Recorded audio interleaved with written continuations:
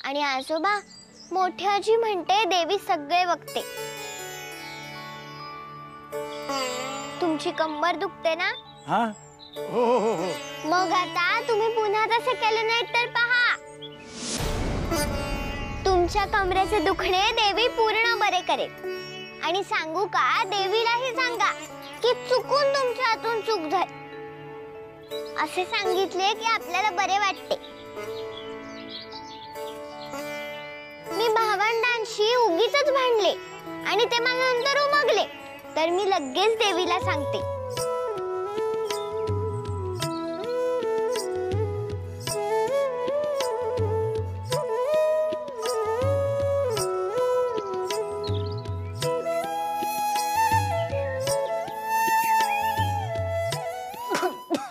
बाई, सावकाश सावकाश. अगो बाई, थोडेसेच आहे हो अजून, अगदी थोडेसे. पुरे पुरे ताई. खरं तर आज 4 दिवसांनी माझ्या पोटात अन्न गेले. ताई, तू आली नसतीस तर माझे काही खरे नव्हते ग. अगो बाई, सावकाश सावकाश. हो, घे पाणी, घे थोडे, बरे वाटेल.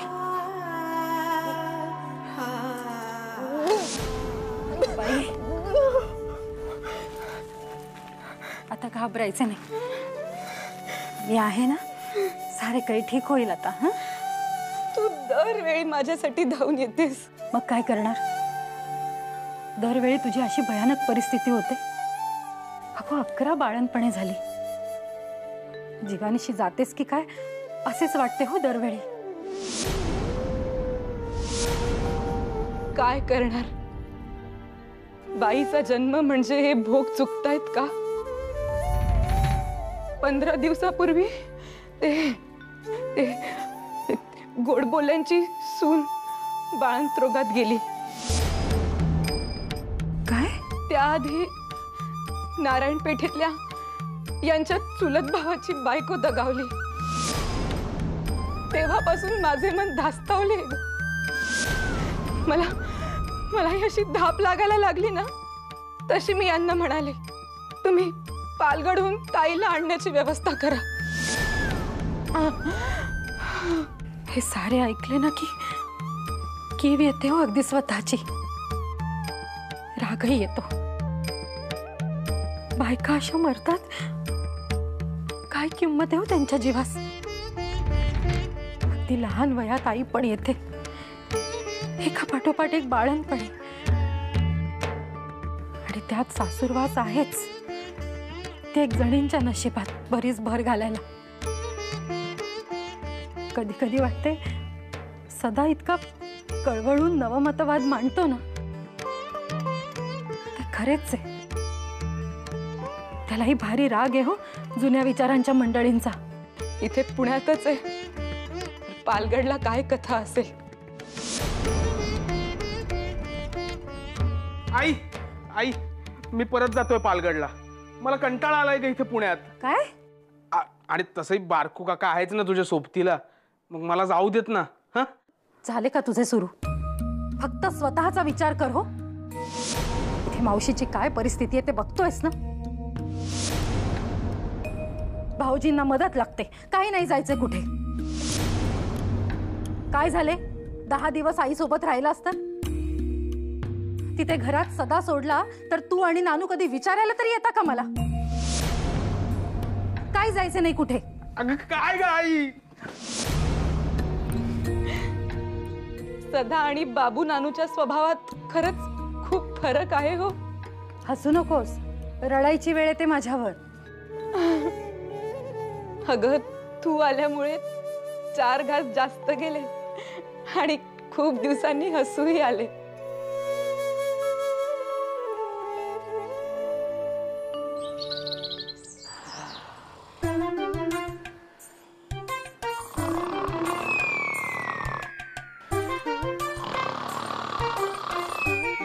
घुरते गोदे, ए गोदे, काय घुरते ही बाई खर. ए गोदे, हा काय हे? जेव्हापासून ही तुझी आनंदाची बातमी आली आहे बघावं तेव्हा पलंगावर आडवी पडलेली असतेस. अगं एवढा आळस बरा नव्हे. अगं चलन वलन जर राहिलं ना तरच बाळणपण सुखकर होतं. आता तू म्हणशील तुम्हाला याची काय कल्पना नाही. बरोबर आहे तुझं. हे बघ, मी जरी आई झाले नसले तरी हजारो बाळणपण मी केलेली आहेत. सुलोचना 9 महिने 9 दिवस भरेपर्यंत सारखी राबत होती आणि तू बघावं तेव्हा पलंगावर आडवी पडलेली असतेस. काम म्हणून नको करायला तुला. काय करणार नाही मी. मला त्रास होतोय. कुणाला थापा मारतेस?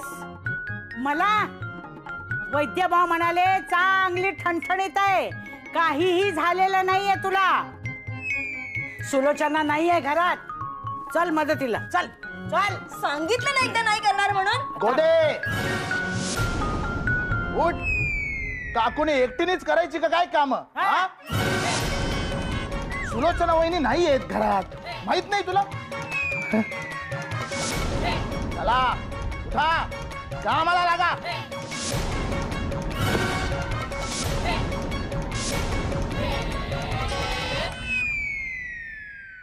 हा मग नाही आता ओरडलंयस, पण रात्री जेव्हा किरसुणी उगारेल तुझ्यावर तेव्हा तू घाबरून ओरडू नको म्हणजे झालं.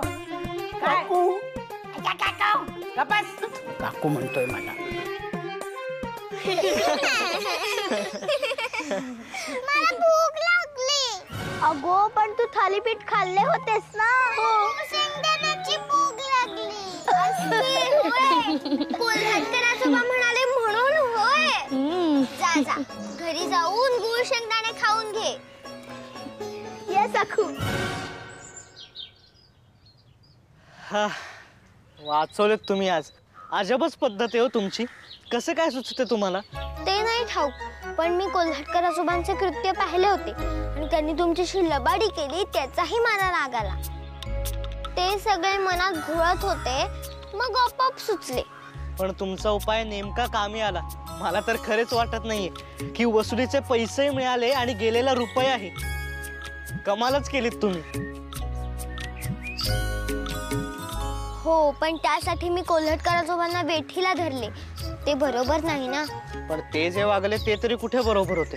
मी त्यांना एवढी मदत केली तर ते मलाच महामूर्ख म्हणत होते आणि देवळातले पैसे चोरी करायचे. कोण जाणे ते असे का करायचे. पण जाऊ दे, त्यांचे त्यांच्यापाशी. तुम्ही हे पैसे सांभाळून घरी न्या आणि आप्पांना द्या. मीही आता घरी जाते. चालेल, मलाही पैसे घरी द्यायची घाई झाली आहे. तुमचे आभार बरं का. अहो, पुढच्या वेळेला वसुलीच्या कामाला जाताना तुमच्या छोट्याशा बायकोला सोबत घेऊन जायला विसरू नका. मी असताना तुम्हाला कोणी म्हणजे कोणी फसवणार नाही. बरे येतो मी.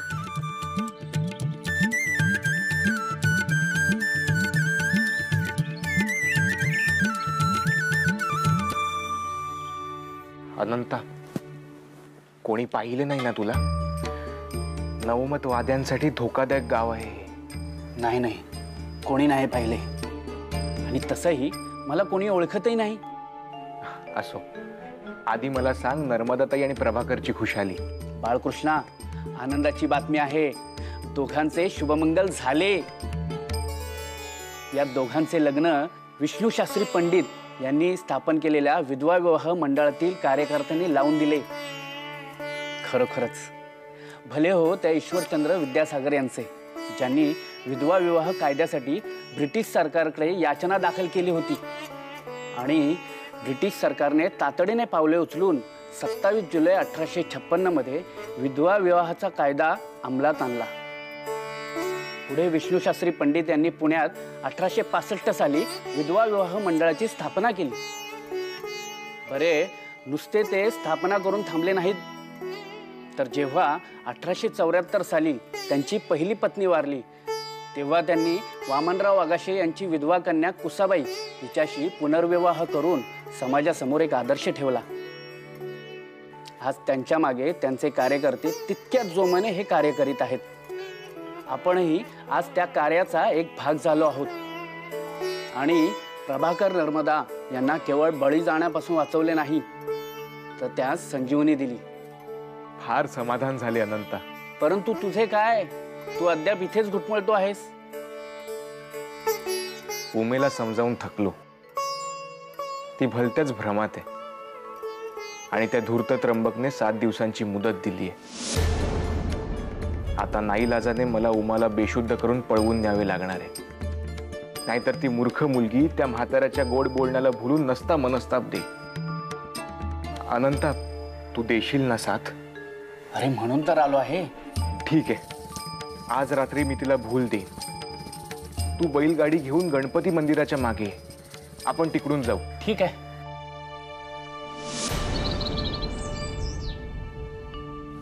सुखी हो, सौभाग्यवती हो. आजी, तू खरंच निघालीस? तुला जमेल ना हा प्रवास? हो. हे बघ आई, अजूनही वेळ गेलेली नाहीये. अगं तुला झेपणार नाही हा आळंदीचा प्रवास. पुन्हा विचार कर. आता माघारी फिरणे नाही नारायणा. आता दर्शन घेऊनच परतीचा प्रवास. सांभाळून जा. चला. कोरडी शिदुरी दिली हो सोबत? हो. अहो, फिरकीचा तांब्या घेतलाय ना? हो. चला निघूया, मंडळी वाट पाहत असतील तुझी. हो हो. मला बयोशी थोडे बोलायचे. तुम्ही जा पुढे अंगणात, मी येतेच. बरे. चल.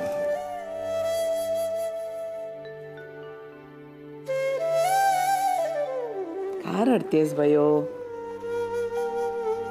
मी चालले म्हणून? हो, मला नाही करमणार तुझ्याशिवाय. अयो, मी आळंदीला चालली आहे ज्ञानोबा माऊलींना भेटायला. तू कावेरीकडून, तुझ्या आईकडून, सुलोचनाकडून माऊलींच्या गोष्टी ऐक. मी तुला सांगितल्या आहेतच, पण काय? अजून एक गंमत आहे. पण मला वचन दे, तू कोणालाही सांगणार नाहीस. हो, दिले वचन. नाही सांगणार कोणास. मी आळंदीहून घरी येणार नाही, थेट पुण्याला जाणार आहे नर्मदा आणि प्रभाकरला शोधायला. हे सगळे घडले तेव्हा मी गप्प होते, कारण त्या दोघांच्या जीवाला धोका होता. या घरात तर तिला कोणी शोधायचा प्रयत्न करणार नाहीत आणि तिला क्षमाही करणार नाहीत. पण मला तिच्या पाठीशी उभे राहणे गरजेचे आहे. ते दोघे पुण्यात गेलेत अशी मला कुणकुण लागली आहे. मी शोधेन त्यांना. पण अगं आजी, किती दगदग होईल ग तुझी, त्रास होईल ग. अगं वेडाबाई, एवढे सगळे घडल्यानंतर नर्मदेला शोधून तिला पोटाशी धरल्याशिवाय मला चैन पडेल का? तू आणि सखू इथं सान्यांच्याकडे 10 पावलांवर होतात, तरी तुमच्या आईचा जीव खालवर झाला होता आणि ती तडक मध्यरात्री भेटायला आली तुम्हाला. असे असते हो आईचे काळीज. तू आई होशील ना तेव्हा कळेल तुला. माझी ग बाई. येते हा.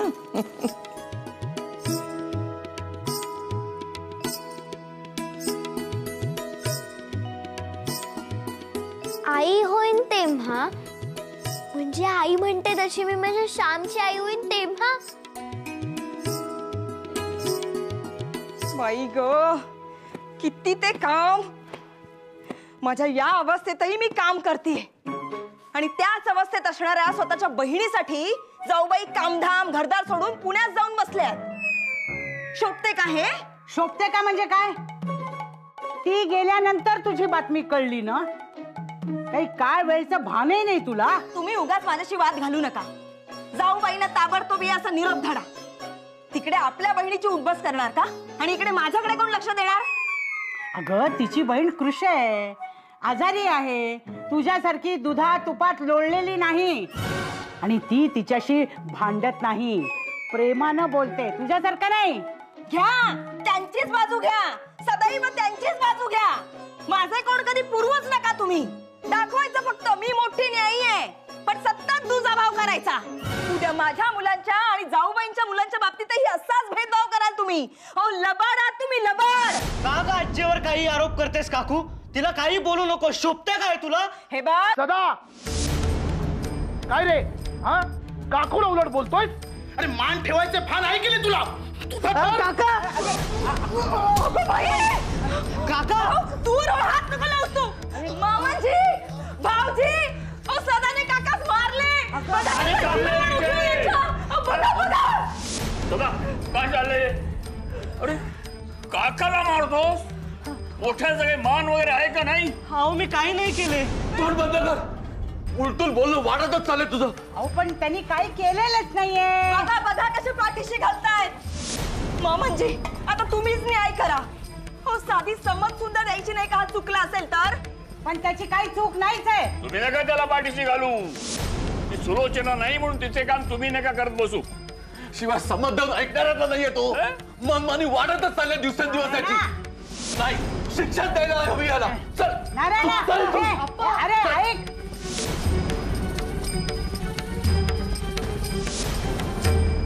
चल अप्पा चल. आज चांगला उदातच उभा करणार आहे तुला मी. अप्पा अहो मी खरंच सांगतो मी काहीच केलं नाही. हो काही बोलू नकोस. राग गुपचूप उभा इथे. तुझा प्रताप कमीच व्हायला तयार नाही. अहो अप्पा चटके लागतात. मी खरंच सांगतो मी काहीच केलं नाहीये. लागू देत चटके. त्यासाठीच उभा केलाय. सुधरायला कबूलत नाहीयेस तू? अहो अप्पा मी देवा शपथ सांगतो मी खरंच काहीच केलं नाहीये. गोदा काकू आजीला बडबडत होती. मी फक्त मध्ये गेलो तर रघुनाथ काका मला मारायलाच आला. मी फक्त त्याचा हात थोपवायला गेलो तर तो पडला. विचारली तुला गोष्ट मी काय घडली ते? मग कशाला तोंडाची वाप दावरतोयस? गुपचूप उभा राहा इथे. राहा गुपचूप उभा. अहो अप्पा अहो मी खरंच सांगतोय मी काहीच केलं नाही. हो अप्पा ऐका ना. अप्पा ऐका ना. रघुनाथा तू उठ. वर बस बघू. फार लागलं का रे तुला? मी क्षमा मागतो तुम्हा दोघांची सदाच्या वतीने. उन्हात उभं केलं त्याला शिक्षा म्हणून. सुधारणार आहे का त्याने तो? मुळात आमच्या बाबतीत दुजा भाव करायचा ही मोठ्यांची शिकवण असल्यावर आम्ही तरी काय बोलायचे? खूप बोललीस. मोठ्याने म्हणजे आम्हीच ना. काय चुकीची शिकवण दिली का? आणि आम्ही तुम्हा दोघांच्या बाबतीत दुजा भाव करतो असं पुन्हा बोलशील तर याद राख. आधी स्वतःचं वागणं पडताळून बघ. आपणच खोड्या काढायची सवय आहे तुझी. आपणच खोडी काढायची, दुसऱ्याला उकसवायचं. मग तो अंगावर आला की मग कांगावा करायचा. तरी सत्याची पडताळणी न करता सदाशिवा शिक्षा दिलेली आहे. या उपर किरकिर नकोय. अगं आई होणार आहेस तू आता. थोडे सात्विक विचार मनामध्ये ठेव. बघितले शेवटी खापर आपल्याच माथ्यावर फुटले. चला. अरे माझ्याकडे बघू नका. कळलं ना आपल्याला कोण खरं कोण खोटं. पण माझ्या बोलण्याकडे कोण लक्ष देतो? अहो तसं नव्हे हो. हा बोधले इथं पडला तेव्हा आम्हाला खरेच वाटले की स्वतःनं त्याला मारलं. पण तुम्ही नका काळजी करू. मी खऱ्या खोट्याची शहानिशाच करतो. आई अगं आजीला झेपेल ना हा प्रवास? झेपेल गो. इथे अगदी कोंडमारा झाला होता त्यांचा. हवा पालट झाल्याने बरेच वाटेल त्यांना. आणि आहेत ना दामले काकू त्यांच्या बरोबर आहेत. त्या बघतील हवे नको ते. तू काळजी नको करूस. हो हो. अगं आई तुला आजची गंमत सांगायचीच राहिली. कोणती गो?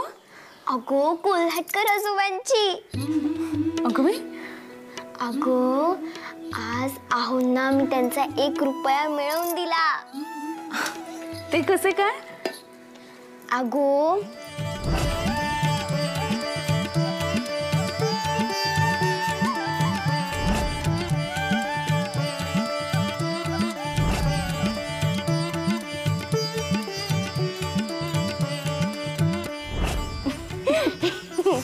चांगले केलेस हो. मुख्य म्हणजे त्यांची चोरी पकडून दिलीस आणि 4 चौघात त्यांचा अपमानही होणार नाही हेही पाहिलेस. अगदी उत्तम केलेस.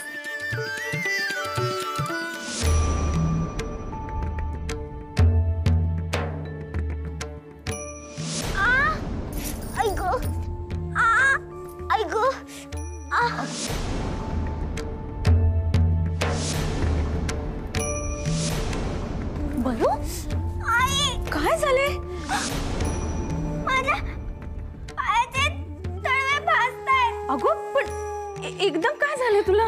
माहित नाही.